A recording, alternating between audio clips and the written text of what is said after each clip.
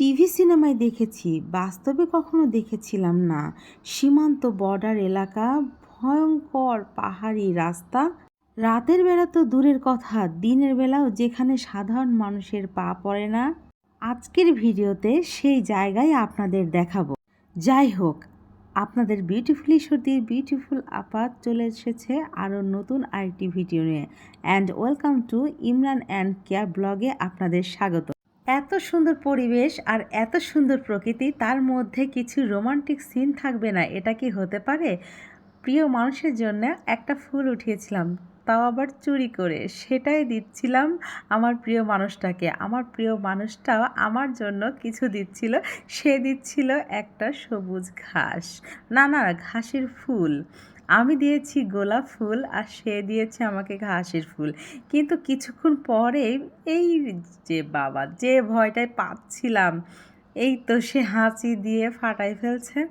তার হাতে কিন্তু আছে পাহাড়ি একটা সুন্দর বেগুনি কালারের ফুল। আমার তো খুব ভালো লেগেছে, সেটা পাহাড়ি হোক আর সেটা কোনো মানুষের হাতে লাগানো ফুল হোক, যাই হোক সেটাই আমার কাছে অনেক ভালো। যেখানে ভালোবাসা থাকে সেখানে জংলি ফুলটাই যথেষ্ট। যেখানে কোনোদিন আমি ভাবতেও পারিনি সীমান্ত বর্ডার এলাকাতে আমি ঘুরে বেড়াতে পারবো, আর সেটাও সত্যি হলো।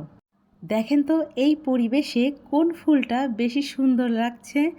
একটা হচ্ছে কৃত্রিমভাবে তৈরি করা, দুটাই প্রকৃতির, একটা কৃত্রিমভাবে নিজের হাতে যত্নে তৈরি করা একটা গোলাপ ফুল, আর একটা জংলি ফুল, কিন্তু সৌন্দর্য দুটোতেই আছে। এই তো আমরা আসল সৌন্দর্য দেখতে ঢুকে পড়লাম পাহাড়ি রাস্তায়। আমরা উপরের দিকে উঠছি, যতই ভিতরে গভীরে জঙ্গলের গভীরে যাচ্ছি ততই মনে হচ্ছে রাস্তাটা ভয়ঙ্কর হয়ে উঠছে। বাইরে থেকে বোঝা যাচ্ছে না ভিতরে মানুষ চলে, কিন্তু রাস্তাটা দেখে মনে হচ্ছে যে কখনো কখনো এদিক দিয়ে মানুষ চলাচল করে।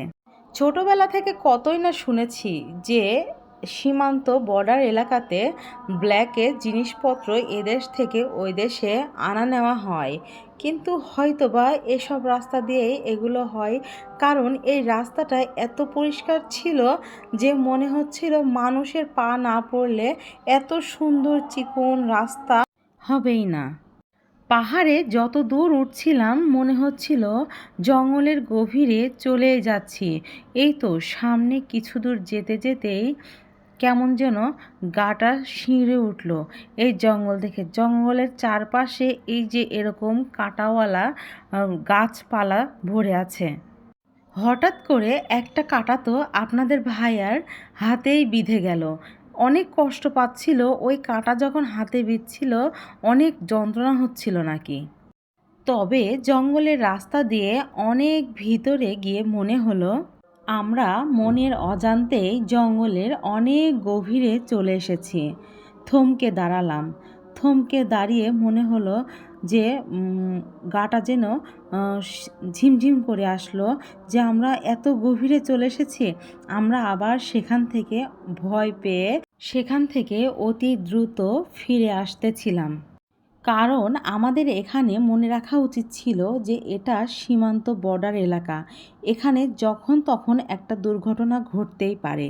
ছেলে আমার পাহাড়ে উঠতে উঠতে ক্লান্ত হয়ে বাবার কাঁধে উঠে পড়েছে। বাবা ছাড়া কে আছে এত আপন? যাই হোক, আমার আজকের ভিডিও এ পর্যন্তই। আপনারা সবাই ভালো থাকবেন। আসসালামু আলাইকুম।